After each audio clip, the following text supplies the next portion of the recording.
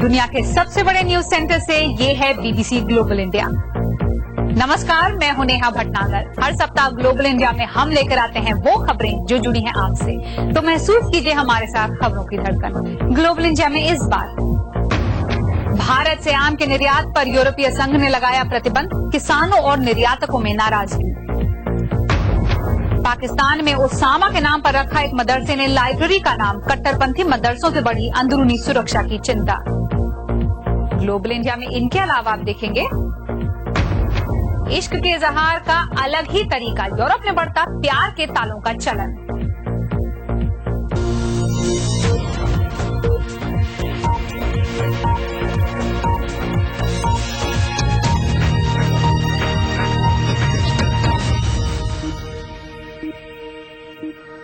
स्वागत है आप सबका ग्लोबल इंडिया की ताजा कड़ी में। भारत में आग के लिए आमों का मजा लेना तो आम बात है, लेकिन यहाँ ब्रिटेन और यूरोप में इस बार लगता है हम भारत के आम के लिए तरस जाएंगे, क्योंकि 1 मई से यूरोपीय संघ ने भारतीय आम के निर्यात पर रोक लगा दी है। वजह, भारत के आम में फ्रूट फ्लाई कीड़े की शिकायत और उससे यूरोप में फसल को खतरा। लंदन से बीबीसी संवाददाता वंदना की रिपोर्ट। फलों का राजा आम, इस मौसम में आम का इंतजार सबको रहता है, फिर वो भारत हो, ब्रिटेन या कोई दूसरा देश। भारत दुनिया के सबसे बड़े आम निर्यातक देशों में से है, लेकिन यूरोपीय संघ ने 1 मई से भारत से आने वाले आमों पर पाबंदी लगा दी है। So during 2013, 2013 में भारतीय आम और कुछ सब्जियों की 207 खेत में ऐसे कीड़े पाए गए जो यूरोप में नहीं पाए जाते हैं। इसी के बाद यूरोपीय आयोग ने प्रस्ताव रखा कि भारत से निर्यात होने वाले 5 फलों और सब्जियों पर अस्थायी रोक लगा दी जाए। भारत ने कहा है कि वो इस दिशा में कदम उठाएगा। ब्रिटेन समेत यूरोप के कई देशों में लोग भारतीय आम के मुरीद हैं। लंदन के साउथहॉल इलाके में भारतीय आम की खूब मांग रहती है। मैं इराक से हूँ, लंदन में रहता हूँ। मैं इन आमों का खूब आनंद उठाता हूँ, भारत भी जाता हूँ। ये दुनिया का उम्दा आम है, जब इसका मिल्क शेक बनाकर पीता हूँ तो गजब का स्वाद आता है। मैं मोरक्को से हूँ। दुनिया के सबसे बेहतरीन आम भारत से ही होते हैं। इनकी खुशबू, इनका स्वाद अनोखा है। आम की बात करें तो साल 2012-13 में भारत से विदेशों में 264 करोड़ रुपए का निर्यात हुआ। निर्यात के हिसाब से भारत के लिए ब्रिटेन दूसरा सबसे बड़ा बाजार है। उसके साथ साल 2012-13 में 32.5 करोड़ रुपए का निर्यात हुआ। इसके अलावा यूरोप में जर्मनी, इटली, स्विट्जरलैंड और बेल्जियम जैसे देश भी भारत से आम खरीदते हैं। आम पर प्रतिबंध का असर भारत में निर्यातकों और किसानों को भी होगा। यूरोप में करीब 15,000 टन हर साल निर्यात होता है, जो कि 6 मिलियन पाउंड की वैल्यू होती है। अब जाहिर सी बात है कि काफी बड़ी रकम है, और इससे क्या हो रहा है कि हिंदुस्तान में मैंगो का ओवर सप्लाई लोकल मार्केट्स में हो रहा है, पूरे मार्केट में गलत हो रहा है, और जिससे कीमतें बहुत जल्दी से घट रही हैं। जो ग्रो कर रहे हैं, देखिए जाहिर सी बात है, जो फार्मर्स हैं वो या तो मंडी में डायरेक्टली अपना फूड बेचते हैं या फिर किसी ट्रेडर के बीच में बेचते हैं। दोनों तरीके से अगर मार्केट में दाम कम होते हैं तो फार्मर पे एक डायरेक्ट इम्प्लीकेशन ये होता है कि उसको अपने दाम पूरा नहीं मिल पा रहा है। वहीं यूरोपीय संघ के मुताबिक आम समेत दूसरे भारतीय उत्पादों में पाए गए कीड़ों से यूरोप में खेती के लिए खतरा हो सकता है। यूरोपियन यूनियन ने कहा है कि वो इस साल के आखिर में देखेगा कि भारत ने आम को लेकर क्या नए कदम उठाए हैं, और इसके बाद ही वो बैन हटाने के बारे में सोचेगा। तब तक हिंदुस्तानी आमों को लेकर यूरोप में प्रतिबंध लागू रहेगा।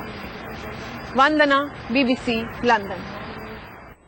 और इसी मुद्दे पर कुछ वक्त पहले हमने बात की दिल्ली में उद्योग संगठन फिक्की के अध्यक्ष सिद्धार्थ बिरला से, और उनसे पूछा कि वो यूरोपीय संघ के इस कदम को किस तरह से देखते हैं और आम के पीक सीजन में इस कदम का क्या असर पड़ेगा। जो 2013 में कुछ इंसिडेंट्स मालूम पड़े थे, पर कुछ ही इंसिडेंट्स थे, ऐसे कोई भयंकर प्रोपोर्शन नहीं था इंसिडेंट्स का, तो जरूर बात तो चल रही थी। दुखद यह है कि भाई एक तरफा सडनली बता दिया गया हमें, जो इन प्रोडक्ट्स को डील करते हैं उनकी भी मार्जिन्स, उनके भी प्रोडक्ट्स, कंज्यूमर को भी वहां फर्क पड़ेगा।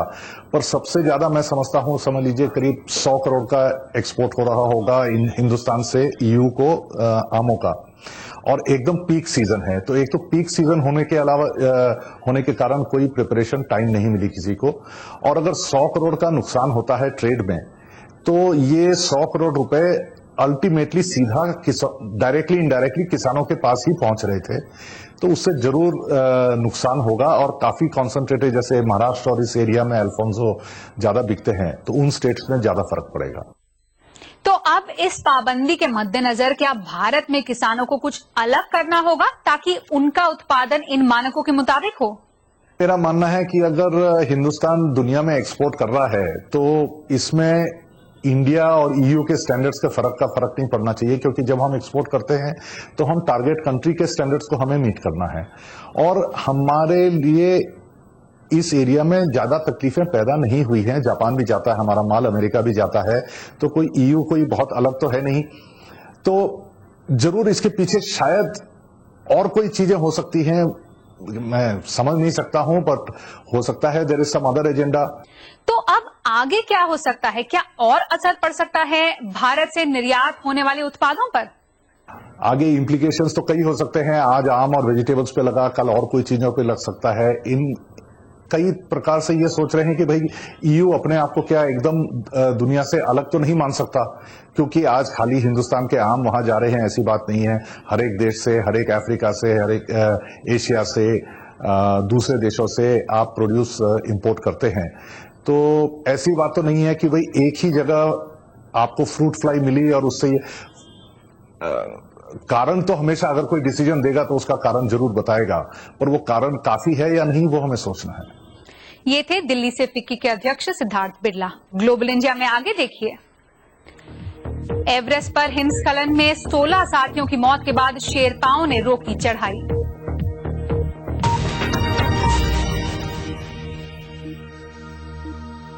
रहे हैं ग्लोबल इंडिया, मैं हूं नेहा भटनागर।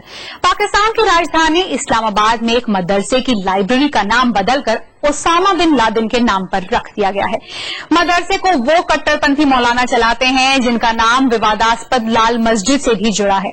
2007 में लाल मस्जिद में हफ्ते भर से ज्यादा वक्त तक कट्टरपंथियों और सेना के बीच तनातनी में 100 से ज्यादा लोग मारे गए थे, और अब कट्टरपंथी मदरसों पर निगरानी रखने की कोशिश का भी विरोध हो रहा है। इस्लामाबाद से शुमैला जाफरी की रिपोर्ट। ये लड़कियां इस्लामाबाद के सबसे कट्टरपंथी मदरसों में से एक में अरबी भाषा की तालीम ले रही हैं। 1200 लड़कियों वाले इस मदरसे की एक लाइब्रेरी का नाम बदलकर ओसामा बिन लादेन के नाम पर रखा गया है। दीवार पर लिखे इस साइन में बिन लादेन को शहीद बताया गया है। यहाँ की मौलाना सरकार की मदरसों की निगरानी बढ़ाने और सुधार की योजनाओं के खिलाफ हैं। हुकूमत मदारिस को अपना टारगेट बनाए, मसाजिद को अपना टारगेट बनाए, तो फिर शरीयत का भी हुक्म यह है कि ऐसे लोगों को जवाब दो। इससे अगर कोई हमारे साथ सख्ती करेगा तो उसका जवाब में हम फूल नहीं पेश करेंगे उनको। पाकिस्तान में अधिकारी 10 साल से भी ज्यादा वक्त से कट्टरपंथी मदरसों को काबू में लाने की कोशिश करते रहे हैं। इनमें से कुछ में गैर मजहबी पढ़ाई शुरू की गई है, लेकिन कई आलोचकों का मानना है कि उन मदरसों को काबू में लाने के लिए कुछ खास नहीं हुआ जो नफरत और हिंसा सिखाते हैं। सरकार ने 2007 में इस मदरसे को बंद करने की कोशिश की थी। हफ्ते भर से ज्यादा चली घेराबंदी यहाँ छिपे तालिबान समर्थक चरमपंथियों के खिलाफ फौजी कार्रवाई से खत्म हुई, लेकिन मदरसा कुछ ही हफ्तों के बाद एक दूसरी इमारत में फिर शुरू हो गया। अब सरकार की मदरसों पर निगरानी रखने की कोशिश का विरोध हो रहा है। यहाँ पे जो हम तालीम हासिल कर रहे हैं वो इस किस्म की गलत है ही नहीं, तो फिर क्यों गवर्नमेंट जो है वो हमारे इस चीज में इंटरफेयर हो रही है। मदरसों से अलग पाकिस्तान में इस तरह के सरकारी स्कूलों में सिर्फ मजहबी तालीम नहीं दी जाती। ऐसे में मदरसों को भी इस दायरे में लाने का मतलब उन्हें कट्टरपंथी जड़ों से दूर करना होगा। कई लोग मानते हैं कि पाकिस्तान में कट्टरपंथ चौंकाने वाले स्तर तक बढ़ गए हैं, लेकिन सियासत में रसूख रखने वाले मौलाना भी सरकार की इस सुधार योजना के खिलाफ हैं। कोई कंप्रोमाइज नहीं होगा, कोई समझौता नहीं होगा, और हम दीनी मदारिस के और इसके कास के तहफ्फुज़ की जंग लड़ते रहेंगे। सरकार की योजना को इन मदरसों से मिल रही चुनौती को देखते हुए लगता है कि उन्हें काबू में लाने की कोशिश या कोई माकूल बदलाव लाना आसान नहीं होगा। शमाइला जाफरी, BBC, इस्लामाबाद। और अब BBC global exclusive round up, दुनिया की बड़ी खबरों पर BBC की खास नजर। इराक में 3 साल पहले अमेरिकी सेना की वापसी के बाद पहले संसदीय चुनाव हुए। इराक इस वक्त 2008 के बाद सबसे खराब दौर से गुजर रहा है। BBC संवाददाता क्वांटल समरविल के मुताबिक पिछले हफ्ते हिंसा में 160 लोग मारे गए। मतदान के दिन भी 10 लोग मारे गए। हिंसा के डर के बीच 60% मतदान हुआ। प्रधानमंत्री नूरी अल मलिकी तीसरी बार जीत की उम्मीद कर रहे हैं। आधिकारिक नतीजे मई के अंत तक आ सकते हैं। चीन में पश्चिमी शिनजियांग इलाके में रेलवे स्टेशन पर हुए धमाके में 3 लोग मारे गए और 79 लोग जख्मी हो गए। शिनजियांग में पिछले कुछ महीनों में कई हिंसक झड़पें हुई हैं। चीन के राष्ट्रपति शी जिनपिंग के इलाके का दौरा खत्म होते ही ये धमाका हुआ। सरकारी मीडिया के मुताबिक उन्होंने चरमपंथी गतिविधियों के खिलाफ कार्रवाई का वादा किया। बीजिंग हिंसा के लिए अलगाववादियों को जिम्मेदार ठहराता है, जो ज्यादातर वीगर मुसलमान अल्पसंख्यक समुदाय से हैं। नाइजीरिया की राजधानी अबुजा पहुंचे BBC संवाददाता विल रॉस, जहां सैकड़ों लोगों ने हाल ही में अगवा छात्राओं को छुड़ाने के लिए दबाव बनाने के मकसद से प्रदर्शन किया। करीब 2 हफ्ते पहले चरमपंथियों ने एक स्कूल के हॉस्टल से 230 छात्राओं को अगवा कर लिया था।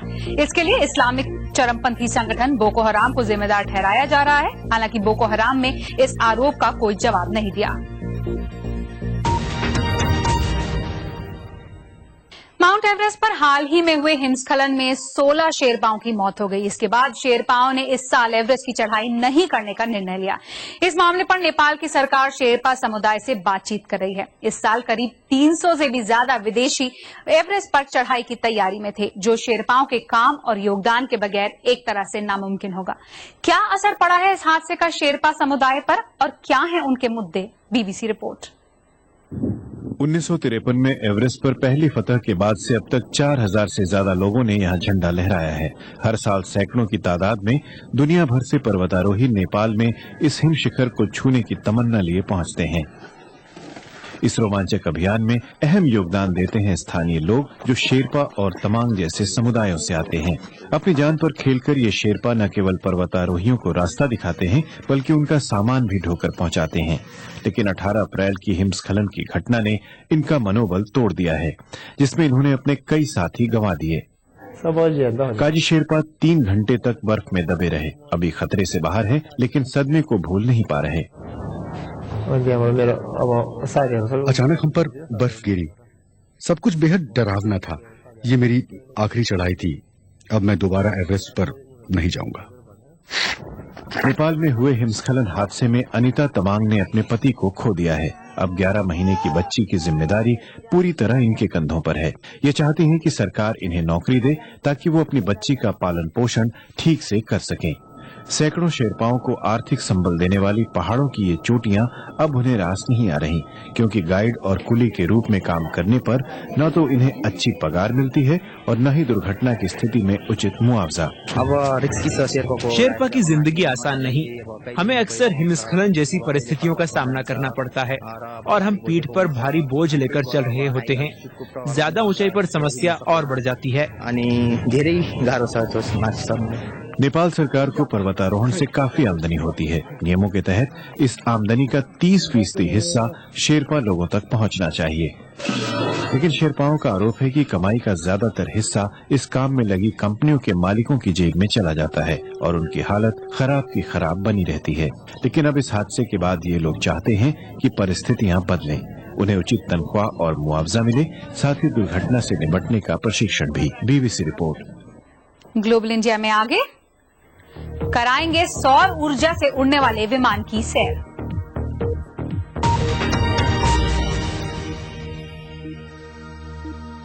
आप देख रहे हैं ग्लोबल इंडिया, मैं हूं नेहा भटनागर। 3 दशक से भी ज्यादा वक्त से संघर्ष की मार झेल रहे अफगानिस्तान में स्वास्थ्य सेवा की कमी बड़ी समस्या है। संयुक्त राष्ट्र के मुताबिक अफगानिस्तान की 40% तक की आबादी के पास किसी तरह की डॉक्टरी या चिकित्सा सुविधा नहीं है। इनमें से कई लोग बेहद दूर दराज के इलाकों में रहते हैं, लेकिन अब कुछ डॉक्टर तकनीक के जरिए दूर से भी मरीजों का इलाज कर पा रहे हैं। अफगानिस्तान के पहाड़ी इलाकों तक पहुंचना आसान नहीं। मेडिकल सुविधाएं बड़े शहरों में ही हैं, दूर दराज के मरीजों तक अक्सर मदद नहीं पहुंच पाती। लेकिन अब टेक्नोलॉजी हालात को कुछ आसान बना रही है। राजधानी काबुल में बैठे एक्सपर्ट अब मीलों दूर गांवों में बैठे मरीजों से बात कर पा रहे हैं लाइव वेबकैम के जरिए। बातचीत के जरिए ये एक्सपर्ट स्थानीय डॉक्टरों को सलाह दे पा रहे हैं। बीमारियों की पहचान और इलाज में बेहतरी आई है। इस टेक्नोलॉजी से मरीजों को बहुत फायदा हो रहा है, क्योंकि उनके पास नीम हकीमों के अलावा और कोई चारा नहीं था। हमारे लोग काबुल नहीं जा सकते, वो बहुत दूर है। लोग गरीब हैं, उनके पास जाने को साधन नहीं है, तो वो मालिश से हड्डी जोड़ने वालों के पास जाते हैं। काफी खतरे होते हैं उस तरह के इलाज में। यह अस्पताल नीम हकीम से होने वाले नुकसान को कम करना चाहता है। अस्पताल का स्टाफ कंप्यूटर के आसान सॉफ्टवेयर और इंटरनेट के इस्तेमाल को बढ़ावा दे रहा है, ताकि दूर दराज के मरीजों का इलाज हो सके। इस तकनीक की खूबी यह है कि हम दुनिया के किसी भी कोने से अपने आईफोन के जरिए इसका इस्तेमाल कर सकते हैं, तस्वीरें अपलोड कर सकते हैं और जानकारी दे सकते हैं। ये सिंपल है और सस्ता भी। अभी तक इसके जरिए अफगानिस्तान के 10,000 से अधिक मरीजों को बीमारियों के बारे में जानकारी दी जा चुकी है और इलाज भी किया गया है। अस्पताल को उम्मीद है कि ऐसे मामलों में बढ़ोतरी ही होगी। संयुक्त राष्ट्र ने आगाह किया है कि अफगानिस्तान को बेहतर चिकित्सा सुविधाओं की सख्त जरूरत है और अभी सुविधाएं बहुत कम हैं। BBC report. और अब आपको लिए चलते हैं एक ऐसे विमान की सैर पर जो शायद सबसे इको फ्रेंडली हो। ये सौर ऊर्जा से चलने वाला विमान है। सोलर प्लेन को तैयार करने वाली टीम इसे अगले साल पूरी दुनिया में उड़ाने की योजना बना रही है। इस विमान को बनाने वालों का दावा है कि ये ऐसा पहला विमान होगा जो सौर ऊर्जा से दुनिया का चक्कर लगा पाएगा। सोलर इम्पल्स 2 नाम का ये विमान कार्बन फाइबर से बना है, जिससे इसका वजन बहुत कम हो गया है। इसका भार एक साधारण कार जितना ही है, मगर पंख बड़े बोइंग 747 विमानों जैसे है। आपको वॉल्ट डिज्नी का चरित्र डम्बो याद है? वो हाथी जिसके कान इतने बड़े थे कि सब उस पर हंसते थे, लेकिन वो इन्हीं की मदद से उड़ता था। ये प्लेन भी वैसा ही है। इसके पंख 72 मीटर के हैं। असल में इसके लंबे डैने ही इसकी ताकत का राज है। इनके ऊपर का हर चौकोर हिस्सा एक सौर बैटरी है और इस पर ऐसी 18,000 बैटरियां लगी हैं, जो सूरज की ऊर्जा को ईंधन में बदलती रहती है।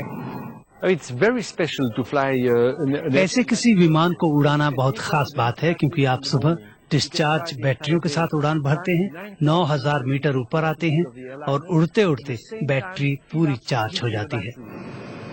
इस विमान पर अभी और काम करने की जरूरत है। उम्मीद की जा रही है कि सोलर इम्पल्स दुनिया का चक्कर लगाने के सफर पर अगले साल ही निकल पाएगा। BBC report. और अब एक नजर तकनीक की दुनिया की खबरों पर क्लिक में।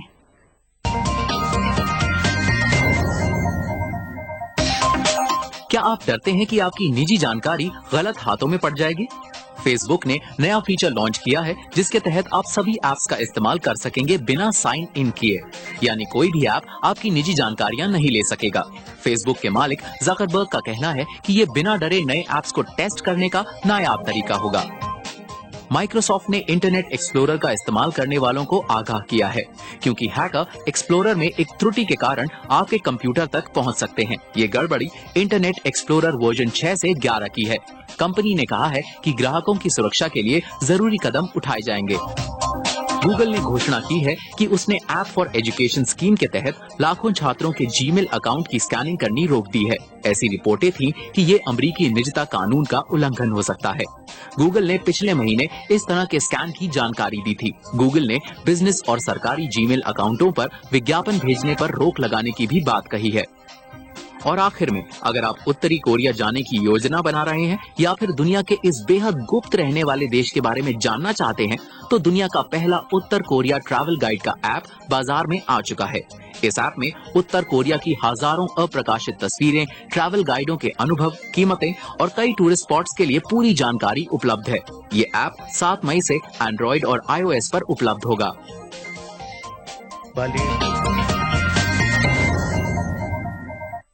ग्लोबल इंडिया में अगले हफ्ते बात करेंगे बाजार में हेल्थ एप्स की भरमार की, लेकिन सही जानकारी को लेकर बढ़ रही है चिंता, और पाकिस्तान के मशहूर गजल गायक गुलाम अली से करवाएंगे खास मुलाकात।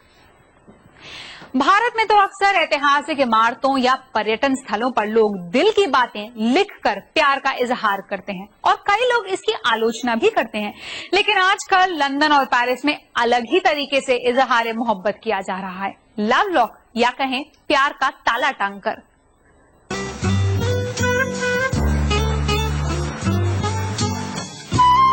ये कोई आम ताले नहीं हैं, इन पर मोहब्बत के पैगाम लिखे हैं।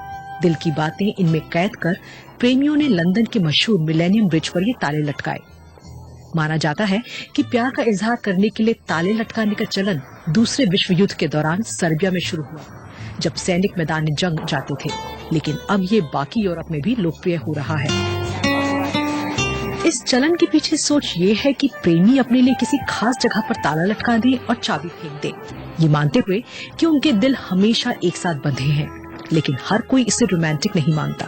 लंदन में अक्सर अधिकारी ताले काट देते हैं और पेरिस में तो इसे गैर कानूनी ठहराने की भी कोशिश की जा रही है। ताले के वजन की वजह से ये सुरक्षा मुद्दा भी है, साथ ही ऐतिहासिक स्थलों की सुंदरता भी बिगड़ती है। पेरिस में जो हुआ, इससे सबक सीखना चाहिए।